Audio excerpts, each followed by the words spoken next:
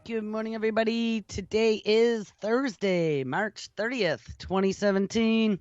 And this is Before the First Cup with Jules here on UCY.TV. Happy Thursday, everyone. It is a chilly 38 degrees, mostly cloudy here in upstate New York. And I just pulled up my weather map on my phone. It looks like there is a huge mass of rain and storms headed directly our way. So where do we leave off on Tuesday before my machine got hijacked while reading about the NSA? We titled the show Bell Labs, AT&T, NSA, and the military-industrial complex. We talked about a bunch of things over the last few weeks.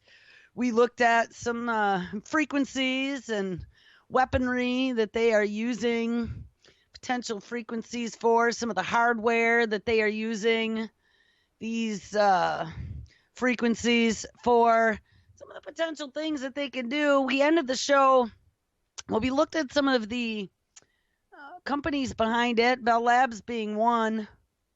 Actually, just found on Amazon, they tricked me into buying Amazon Prime last year or the year before. I think it was last year, where they're like, oh, free shipping for Christmas. And oh, you got 30 days. And then, of course, if you don't cancel it, we bill you. Well, of course, I forgot to cancel it, and they billed me. And there were no refunds, so I was kind of annoyed about that. But then I was like, well, it's all right. I get free shipping then. And any of my vitamins or whatever I order. But I discovered last week that with Amazon Prime, there is an entire video library that you have access to for free. There's all kinds of stuff. That's where I found that Humans TV show. By the way, I caught up to current where they are, and it was all about the not too distant future when we have human-like androids in every pot as home helper robots, and they should be your best friend. And even funnier still, in the intro itself, is they're showing all these flashes of all the different robots we've talked about. I mean, there were all these different models. They even had Atlas getting pushed over in the warehouse from that experiment in the intro. But one of the things that they had in there, and it made me kind of chuckle, was they were doing like a sweep across a new newspaper headline, and it says, your new best friend. It's exactly how they're going to sell it to you.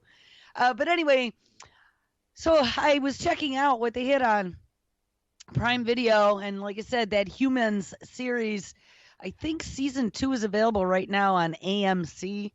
And if you have cable service, you can punch in your online watching code and you can get it on AMC as part of your cable, but you might even have it on demand. But I found there was a whole documentary section on Amazon as well of free videos for Prime users. And there was a whole bunch of stuff on like the history of surveillance in the United States. There was another one about who actually runs the country, and the picture on the front of the movie or the documentary was like two hands holding puppet strings over the White House. So I kind of raised an eyebrow. It surprised me that stuff like that would actually be like in the mainstream free database of movies to watch. Maybe it's a trick. Don't do it, Joel. But I already started the surveillance one, so now they might target other devices of mine because I know the truth. Yeah, something else I found too. There was a movie, and I think it was the one that Melissa and Aaron Dykes did. I didn't realize that they did it, but it was called Obsolete. And of course, that caught my attention because of the Twilight Zone episode. And what surprised me, though, because it actually seemed more documentary-ish. I watched probably the first 10 minutes, and they had used tons of news clips and lots showing Obama saying about how the jobs are back, and then all the economists saying this is the worst recovery ever. So it really was kind of a documentary, but it was listed under science fiction. Now, get that one. So you have an alternative media group making a little documentary, and they file it way down at the very bottom It was two before the last, this huge list, and it was filed under science fiction. Anyway, okay, so then we ended on Tuesday looking at some of those abandoned microwave towers in Kansas that AT&T still owned, at least this one in particular, but many of the other ones have been sold to who knows who. We're not really sure. I don't know if Nokia owns them now since they own Bell Labs, or if they sold them at auction, if they gave them to the government as a part of their agreement to, CYA for anything that we do. One interesting thing that I discovered, one of my listeners turned me on to this YouTube channel called RCR Wireless, and they've been hosting some sort of big Internet of Things conference this week, doing all kinds of live streaming videos. And I started watching one of them the other day, and it was interesting because they had one of the lead guys from Nokia on. He was one of three people on this panel that was talking. And of course, he's going all off about the future and the Internet of Things and connecting it all and this whole grid that we're going to have with 5G to be able to connect everything to everything and how wonderful it's going to be. Well, I hate to tell you, if you dig into what Nokia in particular, Nokia, the now current owners of Bell Laboratories, who came up with some of the greatest discoveries, or at least they say, I don't know, we'll have to dig more, but they are credited with coming up with some of the greatest discoveries of the 20th century. That same Bell Labs, now owned by Nokia, is working on a nationwide, if not global, I would say it would probably be global, but at least story I read was talking about the United States, Internet of Things and Smart City, Smart Everything initiative. Now, I think we're going to try and work through this progression here of what I have lined up. I had to rebuild all my tabs and go through like 2.5 weeks of browser history to find most of my links again. So I think I've reconstructed it. But eventually, I think we're going to end up at 5G and kind of take a look at this worrying new spectrum, high frequency. This is going to be in the microwave range still. But then we're talking at about a little bit higher with the millimeter wave, and then getting up into the terahertz range. And there were some researchers at Los Alamos Laboratory that found that in some specific instances with terahertz, it causes some sort of resonance within the cell that literally causes the cell to unzip. Now, when you consider that lots of these technologies, they're going to try to make ubiquitous, and in order to make them ubiquitous, there's got to be some sort of network grid in the sky so everything can connect and bounce. And I mean, there's a whole architecture to how they're setting this up. When we looked at this probably about a year ago already, we were looking at some of the network diagrams that were out there about how they're planning on setting up these new propagation networks. But the disturbing fact of the matter is that our entire lives and environments are so bathed in waves from the radio spectrum right now, and they're increasing it even more. And there have been concerns in the past over, some minimalist studies that they have done, a little onesie-twosie here and there for one frequency or technology or another. But I don't know if anyone's literally done any type of full-blown lab experiment to see what happens when people like us today who are out here bathed in all of these radio frequencies at the same time, what kind of effect that has not just physically on us, on our DNA, on our bodily functions and our heart rate and all those different things in our body that depend on electrical signaling, but also our brains. Your brain is completely affected by electrical impulses you know, and it's got to make you wonder, especially when they're dealing with these frequencies we saw from the VLF at the bottom of the spectrum at 0, ELF, VLF, all the way up through microwave, and then you get to visible light. That is within the human spectrum. We are interacting with those on a daily basis. That stuff is like, reach out and touch someone type stuff. That's here. It's all over. It's in our houses. It's in the sky. It's everywhere we are right now. We are being touched by those frequencies. And they're all man made, most of them. So it's got to make you wonder. And I saw something very, very, very sad yesterday talking about sucking us into this machine. There was I don't even know where I saw this actually. I think it was from one of my work friends. I was wondering why he was posting a Nature Valley granola bar commercial. It's like, John, why are you doing that? But I clicked on it. I was curious. I clicked on it because I used to love Nature Valley granola bars when I was a kid. And, the crunchy ones before the days of really horrible preservatives. Yeah, and only 3 people watched it.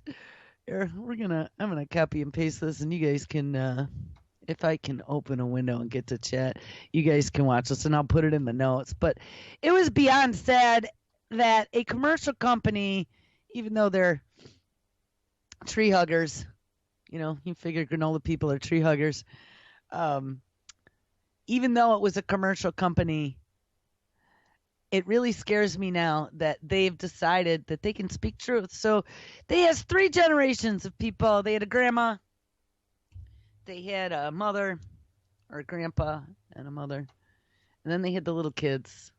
And they asked them what their favorite things to do were when they grew up. And the grandpa says, he used to pick blueberries. It was so much fun. And then the mom, maybe the dad, said, we used to play hide and go seek. And it was so much fun. So we did. And then every little kid they interviewed, my favorite thing to do is to play video games. The other little kid, my favorite thing to do is to send emails. But I love to send texts, is the sister. The other little kid says, no, the thing I love to do most is just play video games. And at least none of them said kill things on video games. But guys, you could see it in their eyes. Like, it literally made me get teary-eyed to see that. They are sucking us in 100%. This next generation has been groomed to open their arms and accept this coming machine. So for those of us who aren't young enough to be molded easily, they have this problem of a couple generations still alive who are kind of holding back moving forward. We are the resistant consumers. The day that they want to start putting Android robots into our homes to help us wipe our butts, there's still going to be pushback. But these kids of this new generation won't. They'll be really happy to have their robots that'll sit down and play video games with them. They won't be distressed when there aren't jobs left to work to make a good living, to feel like you've accomplished something. And I know that's really just kind of been groomed into us. That really, I don't see the real reason for work except to keep our infrastructure going. But, if we all, and I don't know, people who say voluntarist society, everybody will help fix roads, and everyone will help do everything. In my experience, the majority of the public, and maybe that's just because it's been groomed into them, are lazier than shit. So I don't think I'd be waiting for anyone to go fix my roads if they weren't getting paid for it, or there was something in it for them. Though down in rural communities, I see it's a lot different. If they've always lived that way, if they're all living back in the hills, and it is still kind of, when you go down into the hill country, it definitely feels like you're stepping back into where we used to live, where we used to live when we were kids. And I love it down there. There's not a lot of cable, and people don't sit in front of their TVs. You sit outside, you work the garden, people all go to work, then they come home and they milk the cows. So it works. And, that's honestly, that's where I feel pretty comfortable. I really don't feel comfortable in the city. I lived in the city for a lot of years in Buffalo when I was in college, and I don't really feel comfortable with even the employment that I used to do building this machine. This machine that we've built has now, what we are living today is the result of that. And the future of what we built does not look like a pretty picture. I think we all need to really try to get back to our roots. And since we are the only thing that is standing in the way right now between the world we used to know and this transhumanist future that people like Kurzweil are promising us, we need to take it back. It was interesting, too, in that Human show at the very end.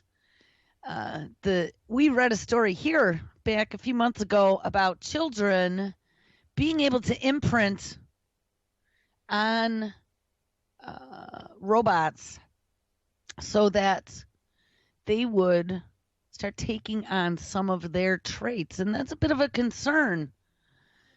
Where what would happen if a child's best friend or caretaker was a robot and they started imprinting with that robot and they would start taking on some of their traits? Well, they even dealt with that in the show. And it's interesting. That show did very well dealing with a lot of these ethical issues that we've talked about here and the coming of the robots.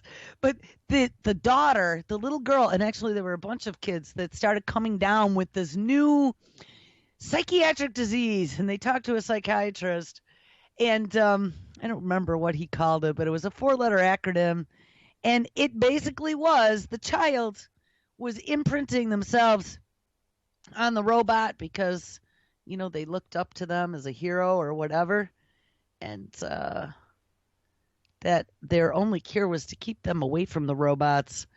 And I guess they started a town. There was a town that was built where no robots were allowed for people like us, the resistant consumers. So it was just interesting that, even the TV producers are looking at this technology and kind of feeling a little leery. This might not be in our best interest to be fed grapes and not have anything to do anymore as they give us our universal basic income and our new dolly, as they call it on that show, to take care of us. This land of utopia that they're painting has a really, really dark, scary hallway that's right around the bend once you go in there. So I'd be careful if I were you. All right, so I got that rambling off my chest. So let's get back to where we were the other day. So we were talking about the abandoned tower in Kansas with Fairview written on it. We tried to read about the Fairview NSA surveillance program yesterday, and my machine got hijacked while I was trying to do that, and I had to kill the entire machine to get rid of that pop-up that locked everything up, and then rebuild all my tabs. So we never talked about it. I'm not going back there. So I found something else, though, from the Daily Dot. And this was the definitive guide to the NSA spy programs as released by Edward Snowden. They talk about PRISM, Fairview, Blarney, Stormbrew, Oak Star, X-Keyscore, Marina, Traffic Thief, Pinwhale, and Boundless Informant. This story is from 2013, so I'm sure that there's lots more out there now in WikiVault 7, WikiLeaks Vault 7. But regardless, there's just so many programs now that are out there. I don't know. I don't have time. Hope you do. But I mean, we know that they're spying on us every which way and sideways. I don't think there's really any reason whatsoever to get granular on them unless you're trying to prove something I mean, I was trying to look at some of this frequency stuff, but I wanted to show you as well that all this frequency stuff was tied to these alphabet agencies and spying in the military industrial complex for a very, very, very long time. And I know we all knew that, but I don't think we realized the depth and the sophistication. You know, we're like, oh, yeah, they've been recording our calls, but I think it's been more than recording our calls. They've been recording our calls. They've been decoding exactly what our calls say. They've been mimicking our voices. They've been able to, the voice synthesis stuff. We found out since the 1920s. Bell Labs, a.k.a. working with the government, Bell Labs, then owned by the government, Bell Labs, then being commercial again, Bell Labs, then sold a couple different times, and now part of Nokia Bell Labs. They have been doing things such as voice synthesis since the 20s. And if you remember 9/11, remember the questions as to how the phone call was made out of the plane? And people were like, well, they couldn't make phone calls out of the plane then. So people were like, well, yeah, maybe they could. They had the thing in the seat. And they're like, yeah, but whatever. Well, you know what? It could have been a call. Or, yes, I am pretty certain they could have had the technology to be able to modulate voice from some of the things that I saw that they were working on. If it was in the 20s and that happened in the 2000s, they had 80 years to perfect that technology. So it probably was pretty good by then. Anyway, so this PRISM overview, PRISM by the NSA, perhaps the most infamous, though not the most comprehensive of the NSA's programs. PRISM is geared towards collecting internet data stored by 9 major Silicon Valley technology companies. Oh, okay. So this is not the most comprehensive, but it collects data from Facebook, Google, Yahoo, Microsoft, Paltalk, Skype, YouTube, Apple, and AOL. So I guess they got me in there a bunch of times. Oh, how lovely is that? So when they collect the data, they've increased it year by year, starting, it looks like, in 2007 with Microsoft, Yahoo in 8, Google in 2009, Facebook in 2009, Paltalk in 2009, YouTube in 2010, Skype in 2011, AOL in 2011, and then Apple in 2012. So, guys, this has been going on since at least 2007. That was right about when this whole movement sort of started. What data is collected? Well, according to leaks to The Guardian and The Washington Post in early June, PRISM collects the following information from customers in the 9 aforementioned tech companies. They collect all your emails. They collect all of your video chats, as well as all your voice chats, all of your photos, all of your stored data, all of your voice over IP, live or recorded, all of your file transfers, your video conferencing, and the notifications of target activities such as your logins and logouts, your online social networking details, and any special requests. I don't know what that means. If you make the special requests or they're making special requests. I'm stuck in a picture now, though. Hold on. Come on, go back. Go back. All right. How is the data collected? Well, the program operates through the secretive judiciary body called the FISA Court. And that FISA Court is called many, many times. It was created in 1978, provided the agency with warrants for private information for both foreigners and American citizens as a matter of national security. Now, we found out AT&T in October of 2001, as well as Microsoft in October 2001, both agreed not to be broken up. Both agreed with a wink and a butt pat and a rub, maybe, that they were going to be friends. You're my best friend with the federal government. And all in the name of national security. You know, we'll cover your back if we need some information from you. But you guys make sure you play nice with us and give us what we want, because there could be lots of terrorists in your midst. It's very disturbing to me. So here, all this time, 2007 at least, and I mean, we can go back to 2001 before that, and then we can go back to like 1997, Bill Clinton, was reading about some crazy thing, some agreement he had with AT&T back when he was president, with the spying on the phone calls and that with AT&T. So, and then we go back to that Rockefeller Commission, the CIA spying on everyone all throughout the 50s and 60s and doing human experimentation with LSD and brainwaves and things. So, guys, what is new is old. What is old is new again. This has never ended. This all came back from the Cold War, and I still believe that we could probably track a lot of this stuff, a lot of this experimentation at least, back to Operation Paperclip. It's frightening. It's frightening. And you listen to old 1980s episodes of Mae Brussels, and you're going to find out that what the government was doing then was just as sordid as what it is doing now. And everybody was buddy-buddy behind the walls. In public, they're playing good cop, bad cop. But they were all doing underhanded things. None of it is for the good of the people. It's all for the good of them. Anyway, so how was the data collected? Yeah, the FISA court was created in 1978. It provides the agency with warrants for the private information of both foreigners and American citizens in matters of national security.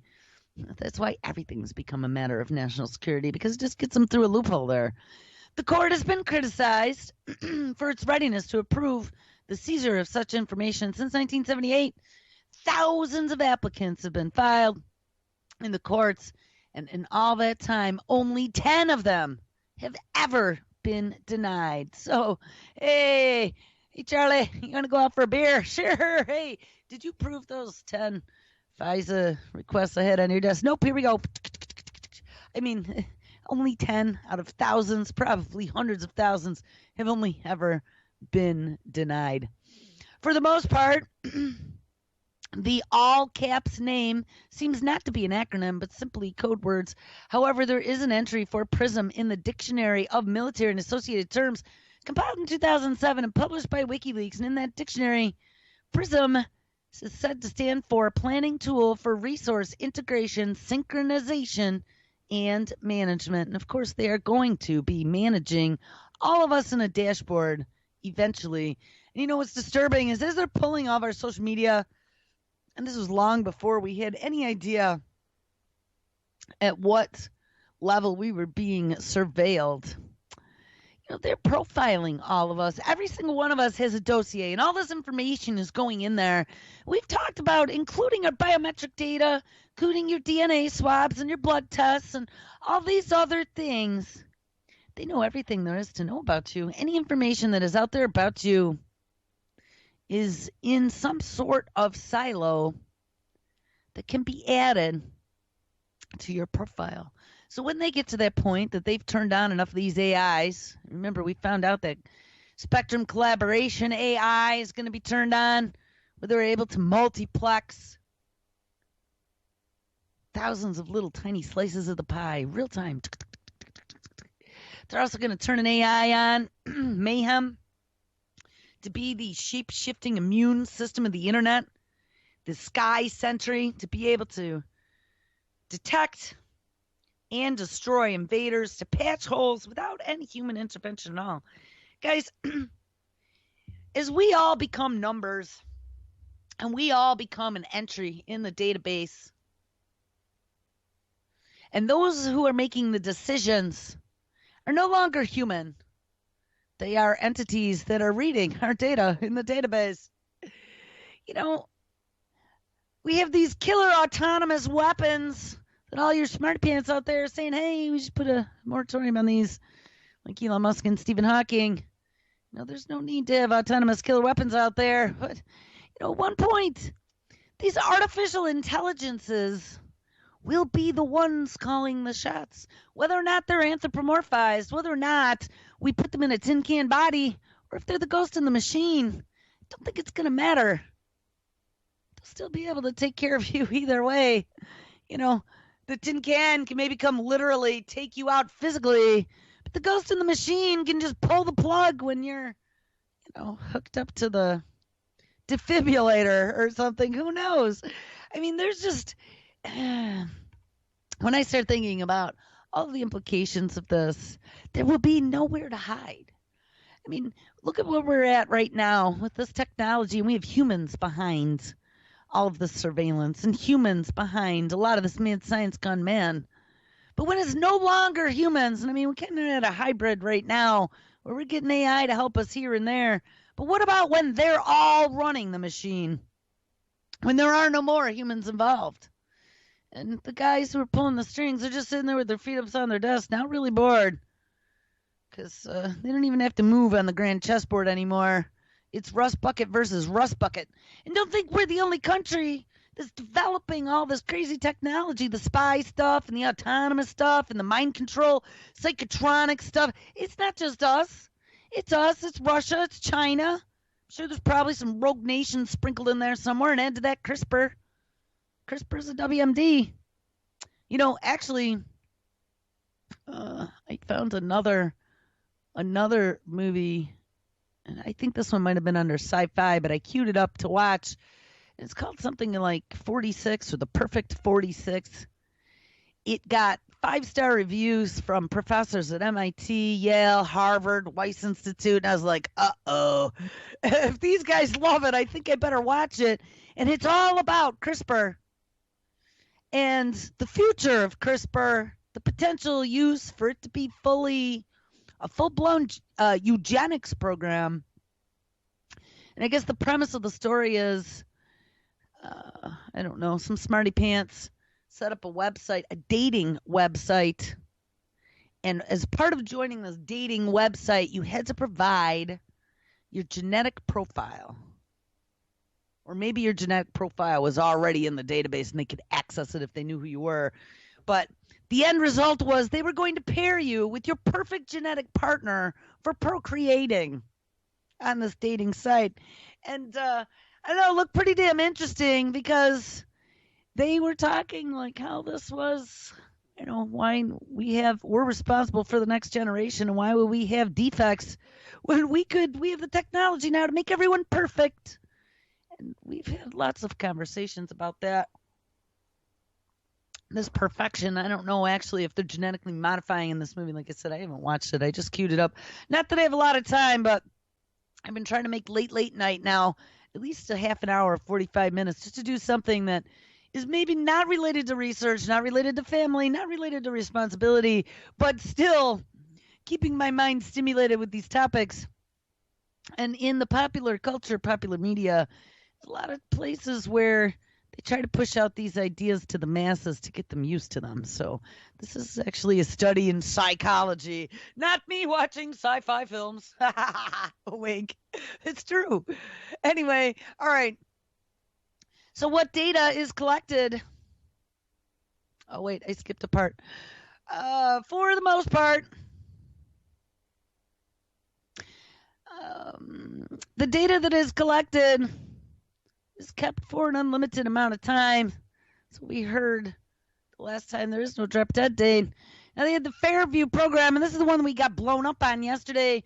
In the words of Thomas Drake, the former NSA senior executive who blew the whistle on the agency's reckless spending and invasive surveillance in 2004, Fairview is the NSA's project to, quote-unquote, own the internet. Fairview is what Drake called an umbrella program, and it incorporates many different operations, such as Blarney, Oakstar, and Storm Brew, which are discussed below, that intercept massive amounts of international internet traffic by various means. In an email to the Daily Dot, Drake described Fairview as focused on collecting messages and phone calls at the main internet backbone links, as well as the undersea cables and the fiber optic systems. And if you remember, if I am not mistaken, that was some of AT&T's original innovations with some of that transatlantic cabling, making long-distance phone calls overseas. And of course, your backbone links are going to be at your big providers, such as AT&T, Time Warner, Verizon, all the big boys who have the big, huge core switches and provide internet. On the slide released in this WikiLeaks release, there is an image of what appears to be North America's submarine cables. And yeah, they run everywhere. How was the data collected? Well, details on Fairview's operation are scant, but it appears that the program works, at least in part, as follows. The NSA partners with who? Oh, the U.S. telecommunications companies that then make agreements with the international companies for their internet data. And they are likely many different means through which the NSA intercepts these companies' information. And based on conversations, the Fairview program also appears to encompass direct link-ups with offshore submarine cables, and it is likely that the former operation falls under the Blarney program. Blarney appears to focus specifically on metadata. And we found out, too, that metadata, even though they said they can't garner anything, we found out later that, well, they can garner all kinds of things from metadata. In early June, the Washington Post reported that Blarney gathers up metadata, which is your technical information about your communication traffic and network devices, as it streams past choke points along the backbone of the internet. Metadata focuses not on the contents, but where and when they are sent. Now, I don't know. Do we really want to look at all these? I mean, it's every which way to sideways. We have been surveilled, and it's not just here. It's all over the world. And this pissed a lot of countries off and also tipped them off to what we are up to. This was from 2013. These programs have been going on at least since the early 2000s. So it's got to make you wonder who else is doing things like this. What other countries are surveilling 24/7 and stealing our data? You know, the Chinese probably don't give a shit about what you or I are doing. But the Chinese probably do care about what a lot of the big corporations are doing that are making tech products. You know, they like to try to, what do they call it? Counterfeit? Chinese are really good at that. They love counterfeit products. If they can reverse engineer them, they can make them and sell them on the black market, make bazillions of dollars while stealing future profits from the owner of that product. So there's probably lots of corporate espionage going on, I would imagine, as well. So an interesting story came out of Anti-Media yesterday, I believe. By the way, twice, I guess, I saw they tried to call me on Nick's show last night, Nick and DB and Jake. And Thursday night, I didn't realize, I didn't get the message until after the show that Jake and DB wanted me to come on with them Thursday. So maybe I'll have to, I don't know, they're probably on tonight. I'll hit one of them up and see what's going on. Not sure what they want, but I know they both subscribe to the Before the First Cup Facebook page. So maybe they saw some stuff and want to talk about it. I usually don't go on nighttime shows, but I would if you're talking about this stuff. All right, anyway, a story came out of Antimedia yesterday. We had kind of known about some of this as well, but it's interesting that this is all kind of now making new headlines again. And I'm going to tell you, I ran across some really disturbing stuff, and we're going to get there. Probably not today. This time goes so fast. But maybe definitely tomorrow, because it's only 3 or 4 tabs forward.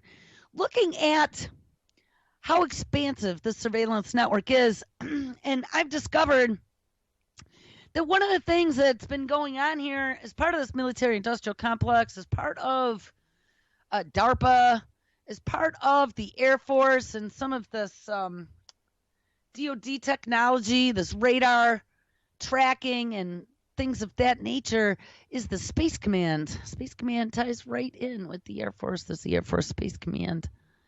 And they have all these satellites they're putting up there and all these CubeSats. And, of course, that way they're all tied in with NASA as well.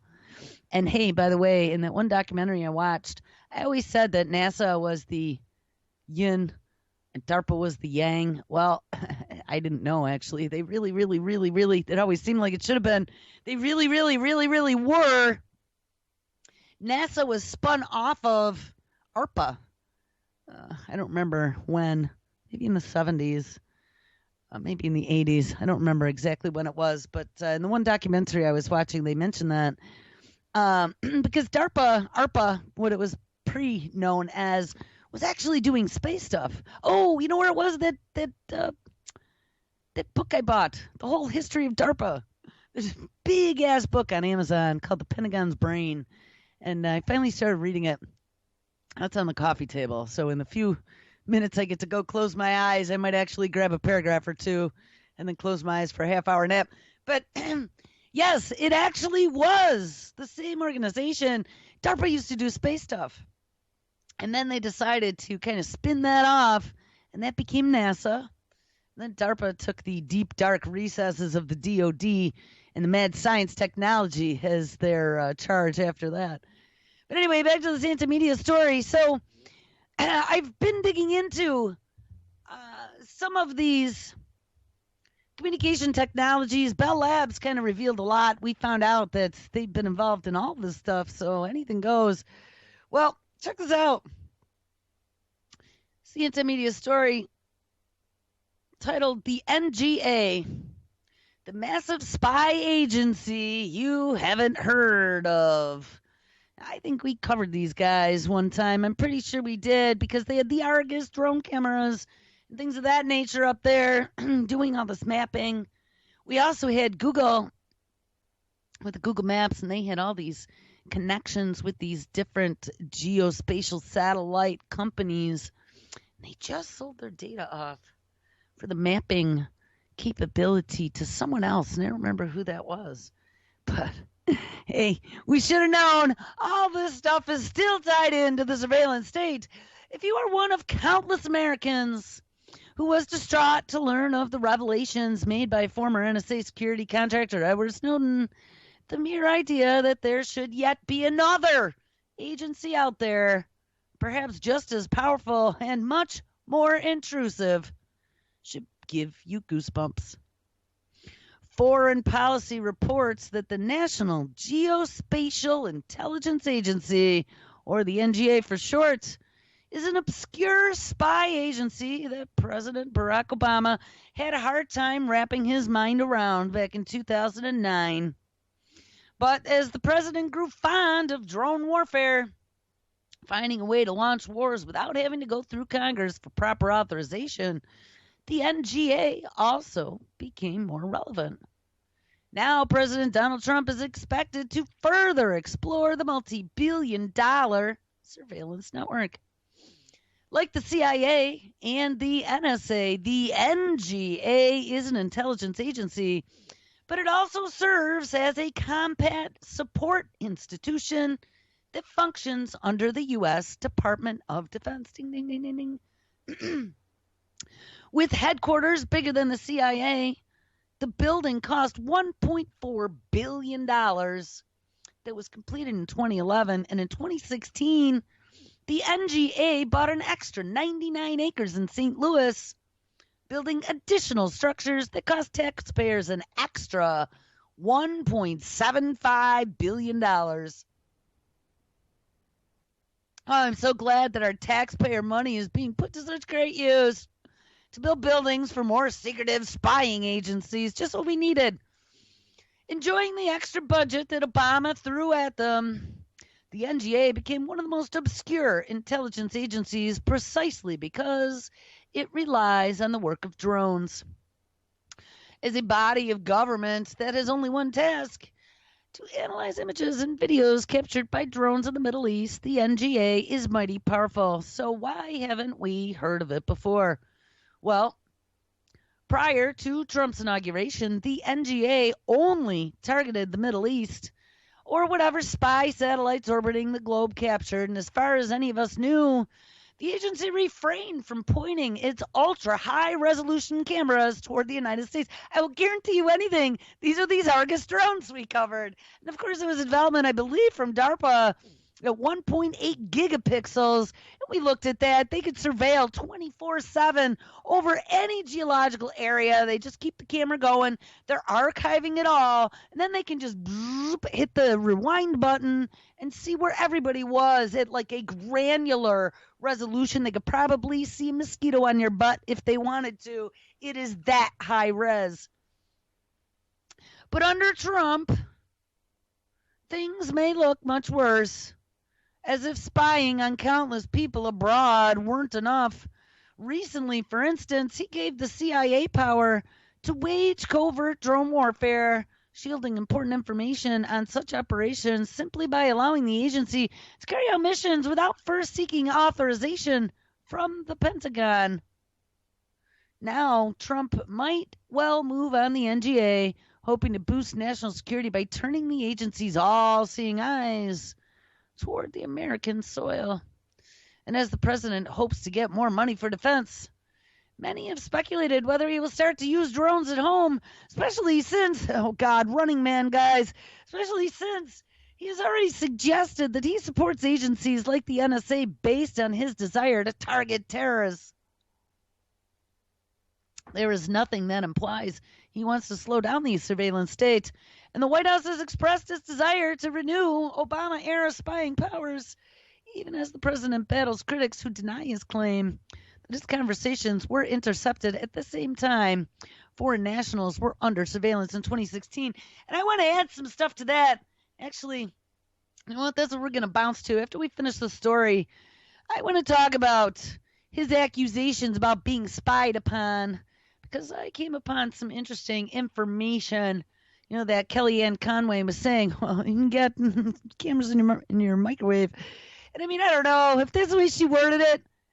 In the not too distant future, yeah, all your smart appliances are going to be spying on you. But she was not wrong. I mean, they made fun of her on late night TV and everything, and I'm not defending anyone in the White House. I don't really have any personal opinion. I think they're all about a bunch of buffoons. These people are just all punching each other in the face, and nobody's looking at the grand picture. But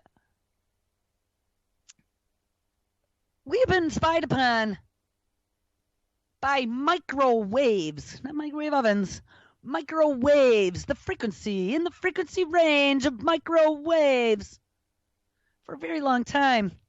And there are some new plans out there. Camille, my listener Camille, sent me something pretty interesting I was digging into the other night. Still within the microwave range, some of this new stuff that they're going to be doing, potentially, using a little bit higher bandwidth than like where our Wi-Fi lives. But they're able to do it from things such as satellite. They can even read your emotions. We already found out Wi-Fi in the microwave range, because it is. Take a look at that spectrum diagram. Your cell phones are, your cordless phones are. They can see through walls in that spectrum range as well. Well, soon they'll be able to see through roofs.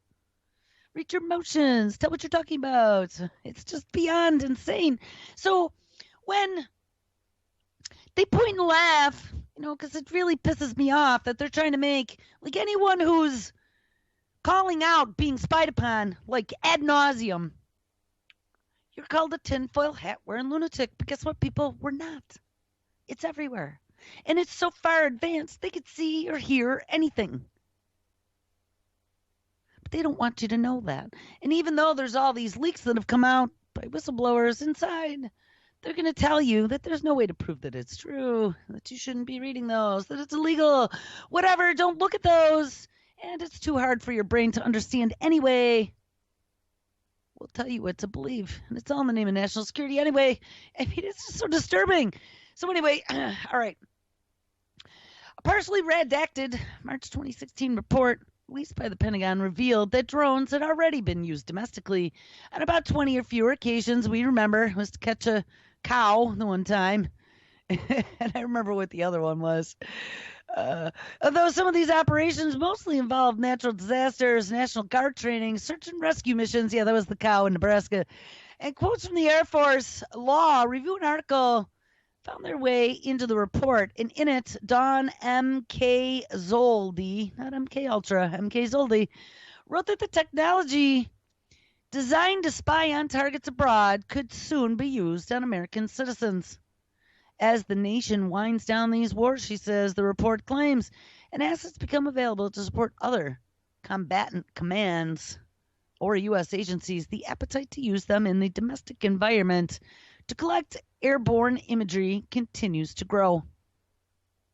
Up until 2015, oversight was so loose that the capabilities provided by the DoD's unmanned aircraft system were not under scrutiny by any other agency at all. And without statutes that specify the rules of such federal government agencies and what they should follow, watchdogs find it hard to keep track of them. But would it be any better if there were an agency or a branch of the same government overseeing what the government itself is doing? Right. That is the fox watching the henhouse. That's pretty much what we're at right now. As fears grow that Trump will revamp the NGA, domestic stories of police departments using drones to spy on locals are also resurfacing, and we read about a few of those as well. There was a case. Some of those most highly publicized instances involved Baltimore and Compton, where police departments deployed aerial surveillance technology without issuing a warrant or seeking authorization from local or state lawmakers. And with a precedent already set, and right, they've been weaponizing them as well, the president might as well ignite a new fight in his continued effort to fight a war against an imaginary, impossible to target enemy. After all, he is not a stranger to scandals and likely wouldn't feel overwhelmed one bit if he decided to turn on the country's ultra-high definition cameras and turn them toward the citizens. Guys, Running Man, just watch that movie, Arnold Schwarzenegger. It's based on a story by Stephen King back from when I was a kid. It's going to happen. As you're a fugitive and you are being chased by HD Argus drones and broadcast real time on your Clear Channel Entertainment digital billboards all along the highways, as well as your cable networks like the Coliseum. Anyway, with Americans seldom showing any interest for important violations of privacy or even basic human rights here or abroad, it is easy to see how this massive spying agency could end up getting a total carte blanche to do whatever it wants once Trump realizes he has the power to order it be done. And after all, who will pressure Congress to stop him? Well, guess what? Nobody. And there are no rules. So, guys, put on a seatbelt because technology is already running the show. And then add to that all the mad science we talk about every single day that's coming out of the military-industrial complex. And then look at the stuff that we've been looking at over the last 2 weeks of how deep this history is. I'm really starting to feel pretty insignificant. I guess be aware. So get this. I saw something, too, that back a few years ago when Putin got reelected again, he had come out and made a statement about some of the future technologies that he was planning on working on, and some of that was mind control stuff. And I saw that in a couple different places. I was like, what? I mean, I know that they've already decided that they're going to technologically war with us. And we've been looking at these frequencies, and we read yesterday or the day before about the United States back, I don't even remember what decade it was, but back a while ago, maybe the 70s, had accused Russia of beaming our embassy in Russia with microwaves. And it started a lot of our military research into microwaves and whether or not they could create any issues with the mind or do mind reading or mind control or the voice of God type stuff. Well, get this. This is from December 17, 2013, out of RT News. Billion-dollar race. Soviet Union vied with U.S. in mind control research. Competing with the U.S. during the arms race, the Soviet Union put extensive effort into unconventional research seeking to outflank its rival in understanding behavior control, remote influencing, and parapsychology, a new survey has revealed. The survey, published by Cornell University Library, is based on open scientific and journalistic materials and provides a new overview of unconventional research in the USSR and its then predecessor, Russia, in the period between 1917, ding, ding, ding, right in the same time period as we have Bell Labs doing crazy stuff, and 2003 as compared to the USA.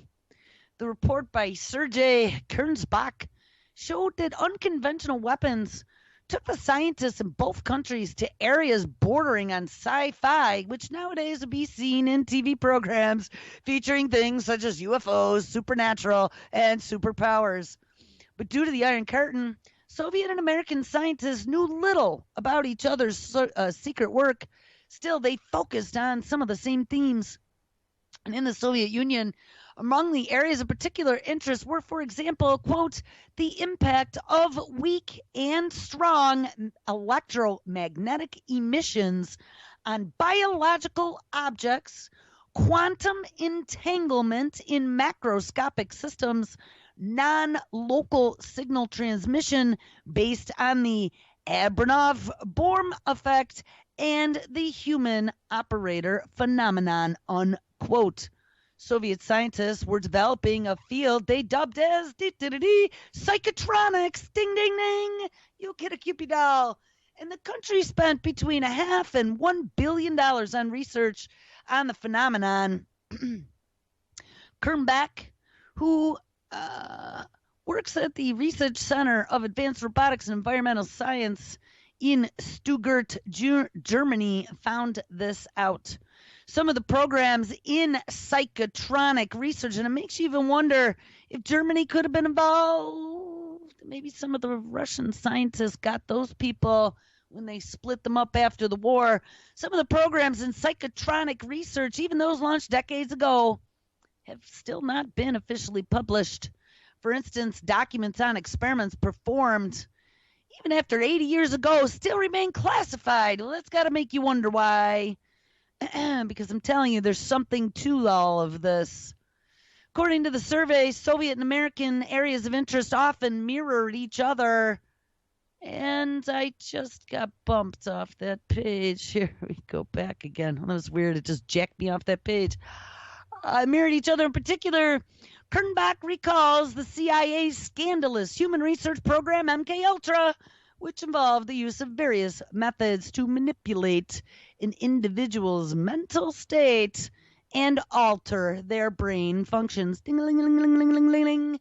As mentioned in the public comments, the program to some extent was motivated by the corresponding Russian program with similar strategies to use psychotropic substances.